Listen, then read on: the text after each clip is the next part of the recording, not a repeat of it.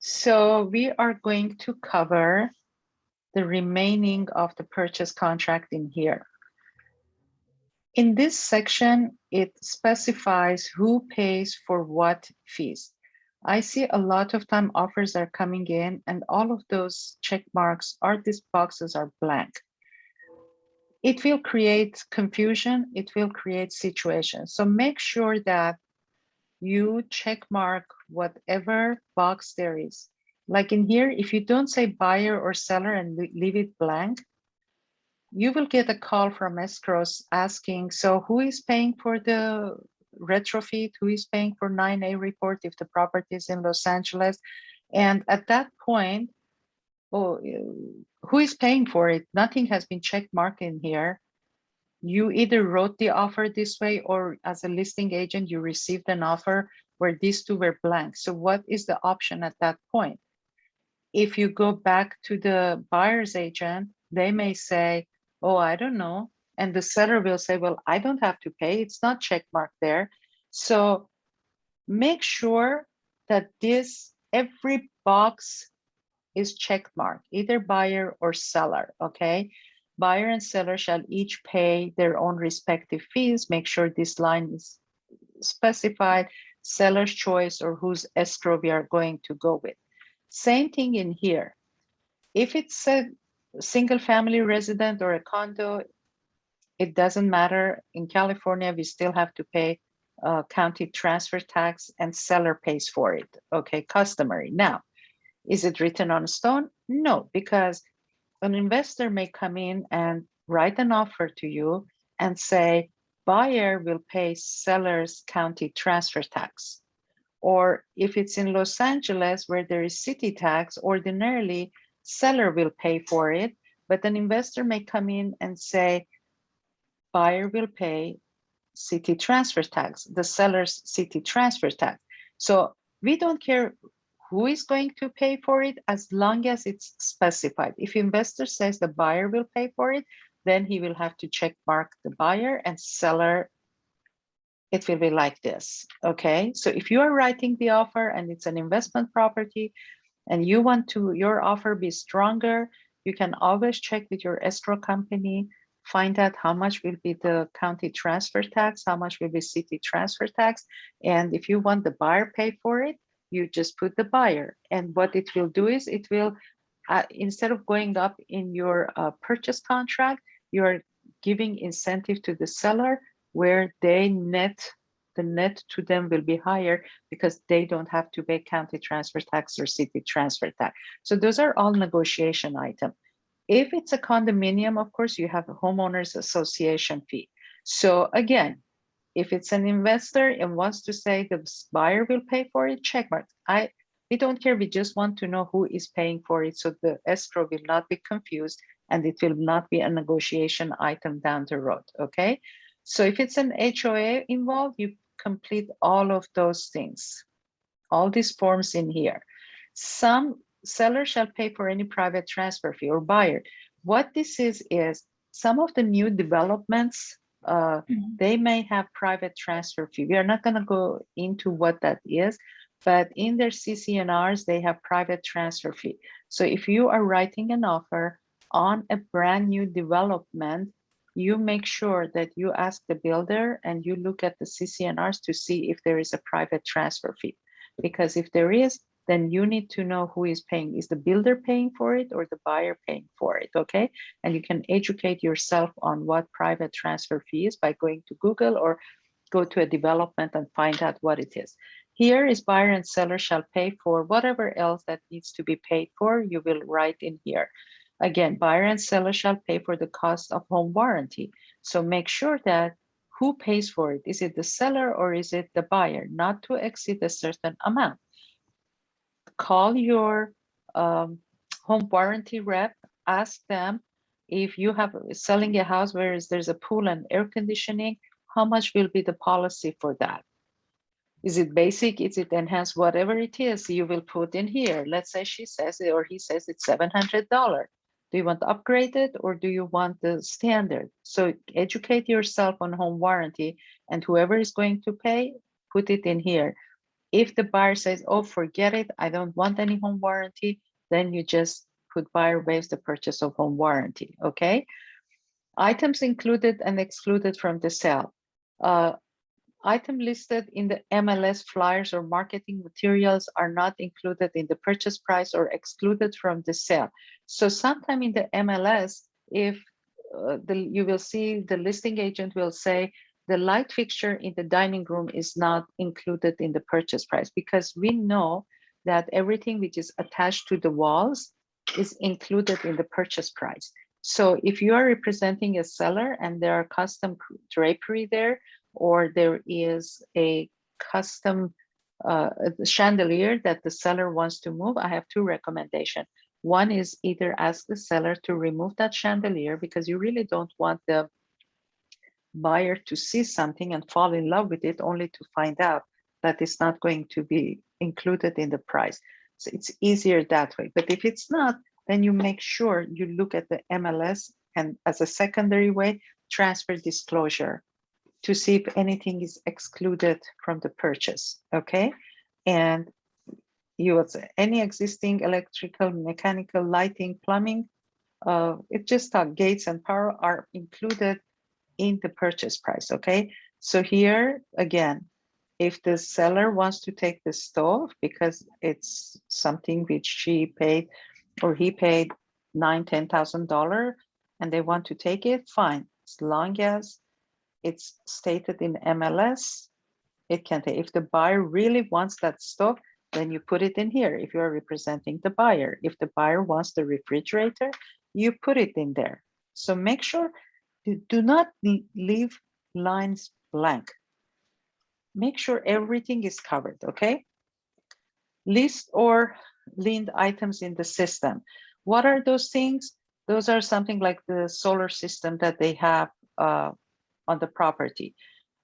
As a seller, they have to make sure that it is disclosed to the buyer that those are leased items.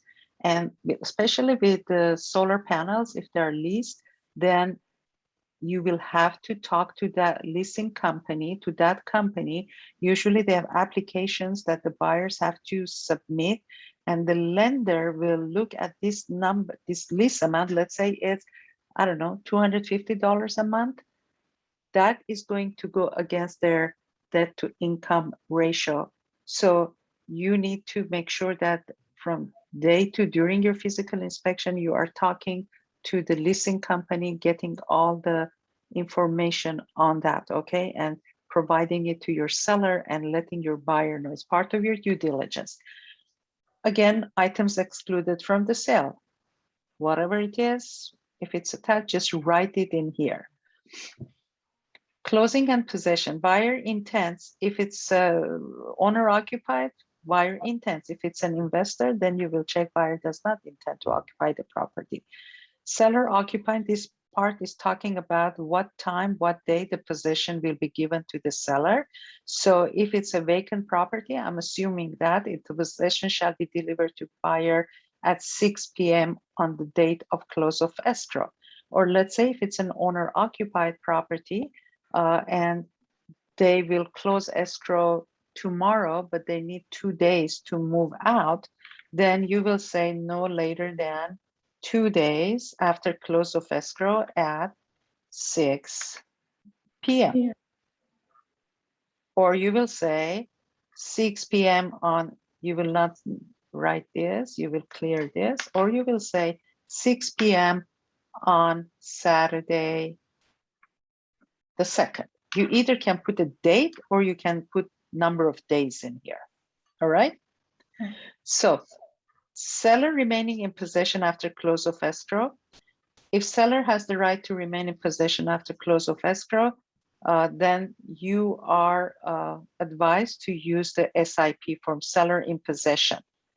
There are two forms for this. One is if the seller is staying there for less than 29 days, and there is one which is for more than 29 days. So let's say the buyer says, oh, okay, Mr. Seller, we are closing escrow tomorrow and you can stay there 2 more days, but there's no cost to it. It's $0.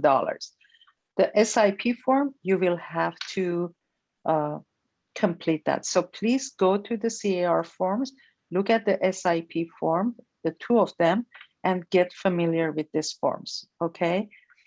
The other one is RLAS. This is where the seller is going to stay in position for more than 30 days. So there are two forms, SIP and RLAS, okay? Please get familiar with these two forms. If there's a tenant in the property, if you have bought a property which is tenant occupied, and it's an investor who bought it and they have come to an agreement that tenant can stay there, then you will put check mark in here and you will use form TIP and you will attach it to your offer, or at some point during escrow or before close of escrow, you'll make sure that this form is completed, okay? The SIP, RLAS, and TIP do not have to be completed with your purchase contract. However, they have to be completed prior to close of escrow, okay? This section is talking about statutory disclosures, including lead-based paint, hazard disclosure, and cancellation rights. Question. Yes. If you refer, can we keep all the questions to the end? okay. Just write it down so you won't forget. I just want to go through this for the recording purposes. Okay. So we all know that as a buyer, you have the right to review all the disclosures and decide whether you want to move forward with the property or not. So in paragraph 14A, which is usually 7 days or 5 days, seller has to give you all the disclosures, including the lead-based disclosure, the, what you call it, the TDS, the SIP, seller property questionnaire, and there's a whole list of disclosures and reports that are mandatory to be delivered to the buyer. So why is it important that if you are the buyer's agent, or if you are the, first of all, if you are the listing agent, make a habit that as soon as you get a listing, you tell your sellers that in the next 48 hours or 72 hours, you will receive either through you or your transaction coordinator, a whole bunch of disclosures that you will have to complete. And please make sure that these reports and these disclosures are completed fully, because it is very, very important. Once you have these reports ready in your file, let's say you open escrow, you get an offer accepted. You have 5 or 7 days, I believe it is, to provide these disclosures to the buyers. And the buyers have the right to review them, and within 5 days to either cancel the escrow or approve them. Let's say in the TDS, there's something about the neighbor's dog barking, and or they're having parties in their house and they've called the police or whatever. It's seller's duty to disclose whatever issue they had, and it's buyer's right to say whether they want to move forward with it or not. So the importance is, one, when you are doing your physical inspection, as a rule of thumb for me, and you all know in my group, that we want to have the TDS and SPQ when? Before inspection. Before inspection. Why? So that if there's anything to look into, if there's anything that calls your attention, then the inspector will be able to look at it. Correct. Right. Also, you can use the inspection to get out of the deal. No, we're talking about the importance of the reports. So it's important in that sense also, because the buyers have 5 days to get out of the transaction because of these disclosures and reports. You don't want to give this to them 10 days or 5 days before close of escrow. You want to make sure that they have these reports and disclosures in the beginning of the escrow, okay? So if you're representing the buyer, we know that our TC that at least I work with, immediately as soon as escrow is open, she sends out a list of all the disclosures which is required, and she tells the listing agent that we need to have those immediately or within the next 5 days, whatever is stated in the purchase contract. So be very aware and be very familiar with these disclosure laws and what these disclosures are all about. We can't go through each one of them here, but this is why it's so important that you guys get into the forms in CAR and truly get familiar with those things. And if you are representing the seller, explain to them, like on transfer disclosure, there are all these boxes that have to be check marked. If they miss one, that's an invalid TDS, it's incomplete TDS. And then it will have to go back to the seller to be completed and be delivered to the buyer. And guess what? The 5 days starts from delivery at that time. So as agent and your TC, we are responsible and accountable to make sure that these transfer disclosures are all completed. Our agent visual inspection, our AVID, needs to be attached to the transfer disclosure because it's part of those things that again, I believe the buyer has the right.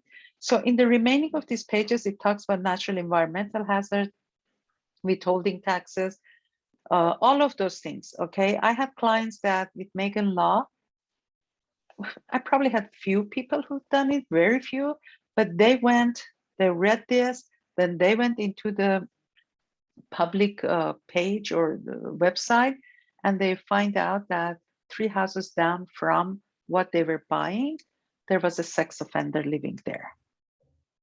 And they have a 2-year-old kid, and they decided, we don't want to buy this house. And they have every right to feel, scared or whatever, nervous. But this is the importance of why you will need to give the times is of essence when it comes to these disclosures. Let me see. If it's an HOA involved, in here it says if the property is a condominium or is located in a planned development, seller has 3 days after acceptance to request from the HOA copies of any documents required by law, disclosures, and pending or anticipated lawsuits. If I was the buyer's agent, I would call the escrow and say, like 3 days after we open the escrow, have you ordered the HOA docs? Because if you want to know if there's any special assessment or whatever, so make sure you make that phone call in your checklist, make that checklist that you call the HOA to make sure the HOA request has been sent out. All right. And take a step further. Hold on to your thought for now. Take a step further. You have the phone number of the HOA. Call the HOA yourself as buyer's agent. Find out if there are any upcoming special assessment that you need to be aware of. Find out if there is any lawsuit or litigation on the property, because if there is, then you need to let your lender know what it is and to see if you can get a loan on this property. Because if there is a litigation, depending on what it is, your lender probably will not be able to give you a loan on this. Okay, so hold on to your thought on this and I'll answer it I'll just finish these 2 pages and we're done. But condition of the property, you know how we always write in our purchase contract, the property sold as is, whatever. Well, it's already here. You don't need to put it in your purchase contract. So it says it's sold as is in present physical condition as the date of acceptance and subject to buyer's investigation right. So just because a buyer is buying a property or seller is saying that, oh, I'm selling my property as is, it doesn't mean that a buyer has to accept it. All it's saying that, hey, Mr. Buyer, you have the right to do your inspection, bring in your contractors, inspectors, whatever, check with the city on all aspects of this property. But if there is any damage or anything, you're going to come back and ask for credit or repair. I'm not going to do it. That's all it means. And you as buyer's agent, we know that right now there's a lot of offers coming in saying that no physical inspection. I think that sooner than later, these are going to come back and hunt the agents, because the buyer will come back and say, well, you didn't explain to me what is the significance of me signing this physical inspection waiver. And now I found this in the foundation, and guess who the lawsuit parties will be? You as the buyer's agent, seller, your broker, just everybody. So explain this to your buyers very clearly, the consequences of not doing a physical inspection. And if they say, hey, listen, we understand, we're all okay with that, then say, okay, here is the waiver of physical inspection and the fact that we recommended you to do the inspection as your broker and you decided to go against it. I mean, Armand can vouch for that, what happened on that. So be very clear when you're explaining things to your buyer, have the forms, proper forms signed. And even if you have to go one step further, like I always say, confirm your conversations with your buyers and seller via email. Meaning you had this conversation with your buyer about physical inspection, you had them sign the waiver, and way in the beginning, you tell the buyer and seller, Mr. Buyer, Mr. Seller, we are going to go ahead and have a lot of conversations about this purchase. In order for us to make sure that we are all on the same page, as soon as a conversation is done, I will follow it up with an email confirmation of our conversation. So if I assumed something wrong, that will be your opportunity to correct it. Okay? I think this is something an attorney told me, and I think it's such a fabulous way of protecting yourself, because in conversations, sometimes words can be misunderstood. But if you are putting it in writing and the buyer says, no, I didn't say that, this is the time. And if God forbid you get into a lawsuit or something, then at least you have a whole records of your conversations. And it's not like he said, she said situation. So if this is one thing you can get into the habit of doing it, it's no disrespect to anybody. It's just a good business sense to me. It's my personal opinion. I can't say you have to do it, but I think it's a good recommendation for you. Buyer investigation and matters affecting the property. Again, buyer's acceptance of the condition and any matter affecting the property is a contingency of this agreement as specified in this paragraph. So buyer has the right of inspection for termite, any inspection on the property, but like septic tank is part of it, termite is part of it, chimney is part of it, sewer is part of it, the structure, foundation, everything. Go to the city, tell the buyer if they want to check something with the city, go check, but to check with them. If they want to build an ADU, they need to go to the city, give them the address and say, listen, we want to build an ADU at this property. Can we do it or can we not do it? We are thinking of buying this property. It's a hillside, and our plan is to add a second story to that. Can we do it or can we not do it? So you don't go on behalf of your buyers. Buyers are the ones who are buying it. Let them go and hear it from the horse's mouth themselves. Do not be do not deliver a message from planning department to your buyer. If they are buying the house, in my opinion, they should do it. However, please, please, please tell your buyers if there is, and let's say you have a house which says this room may be unpermitted.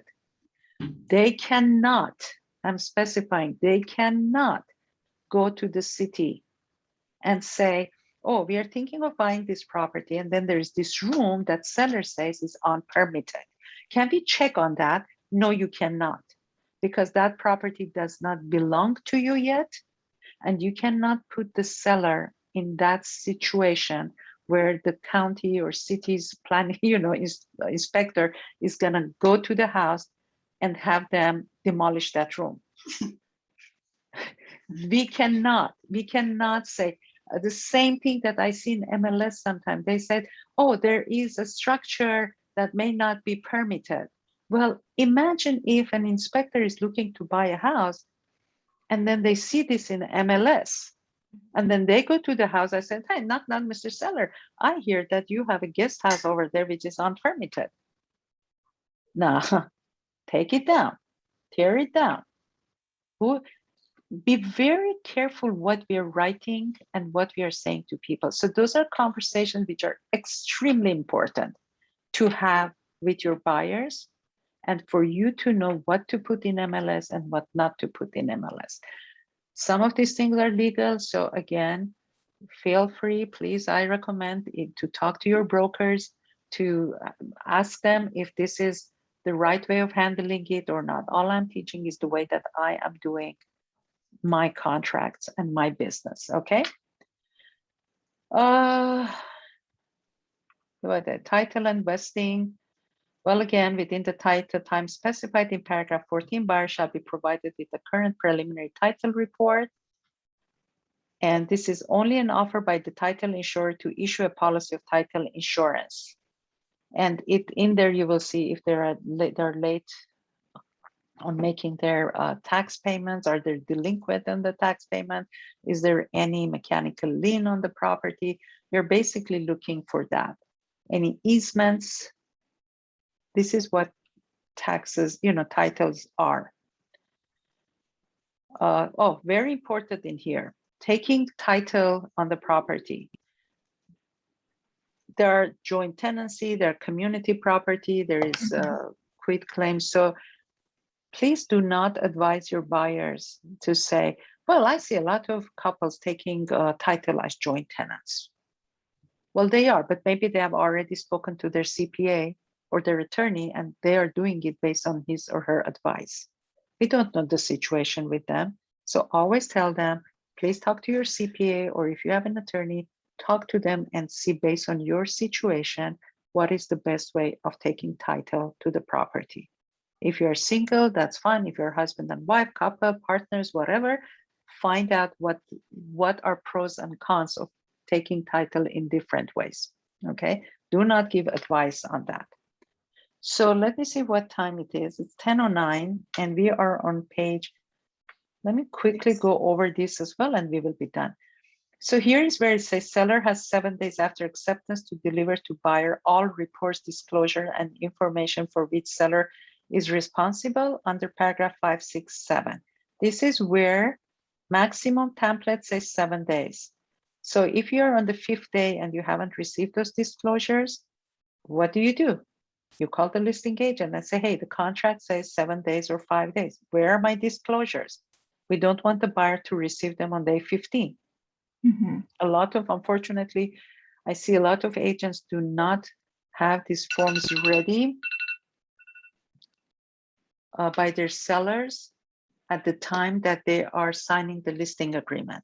So for you guys, I want you to be the professionals. Make a habit. If you're taking a listing, immediately have these forms completed for your own sake. And then here, buyer has 17 days after acceptance to do it. So we already know that here in this market, you cannot have 17 days for inspection. On any of my listings, nobody will have 17 days. 5-7 days is the maximum that in my book is allowed for this. Unless they do an inspection on the 5th day and then they find out that there is an issue that they have to bring a more professional person, a specialist, then you will do an extension. Okay, be very careful. If you're writing an investment, buying an investment property for your investor, and you are saying escrow to close in 20 days, but yet you have left this at 17 days, it just will show that you really are not detailed oriented person and you're not paying attention to details. Mhm. All right. I'm gonna stop in here. And if there are any questions, let's answer it. And then I will also stop recording.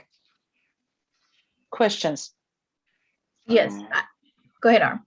No, go ahead. So my question was going back with inspections for an HOA. So if they're buying a condo, the inspector inspects the unit, but what about, I mean, so I was trying to read, they don't inspect common grounds. They don't No. inspect, they only inspect the unit. They don't get to, what if there's a potential of a clog, from the upstairs unit? Well, if they do their inspection, they just want to make sure that there is nothing in their unit. Because if there's something coming from the unit upstairs, it's the HOA responsibility. So it's not your buyer's responsibility. With condo, there is a restricted amount of inspection you can do. Got it. So it's only limited to the inside of the unit. Correct. Got it. Okay. Arman, you had a question. Yeah, when we were talking about the having possession of the property after closing the escrow, shouldn't the seller's agent fill out that form? It doesn't matter. If they don't do it, you do it, because you've already come to an agreement on the cost per day, whether if it's 15 days and you come to an agreement that 15 days is going to cost $100 per day, you already have an agreement by the time this form is being completed. So whoever writes it, writes it. And my second question is about unpermitted room. So to which point you disclose that information? If you're seller's agent, I don't know, and if you're buyer's agent, how do you find out if all the rooms are permitted? I don't know. You can go to the city and get a drawing of the property, a copy of the permit, and you will compare the square footage on the permit, number of rooms on the permit, to the actual what you're seeing. You will see a drawing of the property, so you will see how many rooms were there. If they have added a room to the original drawings, then there must be a permit for that addition. So if you pull all the permits, you should see it. Another thing on the permits, you tell the seller, the buyer, to go and pull all the permits. There are companies who will pull all the permits. But it's important to explain to the buyer, you're doing this just for information only, and you are not taking any liability for that. There's a form that you would need to give to your buyers to sign, because you don't want the buyer to come back and say, well, you are the one who gave me those permits and we are missing something. Understand, as agents, we have certain liabilities and certain responsibilities. If you're going to overextend the responsibilities, make sure you protect yourself by having the buyer sign acknowledgements, proper acknowledgements. Those are very important, okay? I'm gonna stop recording.